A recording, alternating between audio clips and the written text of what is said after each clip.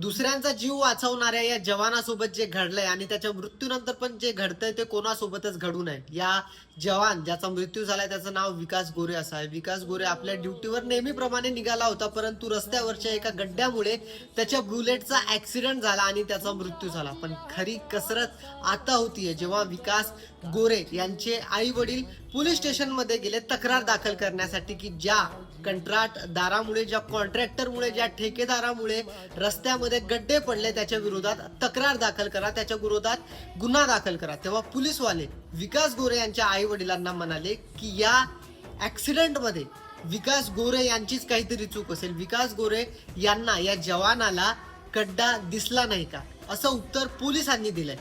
एवढंच नाही तर त्याच्या नातेवाईकांना अशी धमकी देखील देण्यात आली आहे की जर तुम्ही त्या ठेकेदाराविरुद्ध कंप्लेंट रजिस्टर केली, तक्रार दाखल केली, तर तुमच्यावरच आम्ही तक्रार दाखल करू. म्हणजे एका ठेकेदारासाठी आपली सरकारी यंत्रणा, पोलीस प्रशासन आणि आपला कायदा एवढा अस्वस्थ झालाय, एवढा कमजोर झालाय की त्या ठेकेदाराला वाचवण्यासाठी आपण दुसऱ्यांचा जीव वाचवणाऱ्या एका जवानाला न्याय देखील देऊ शकत नाही.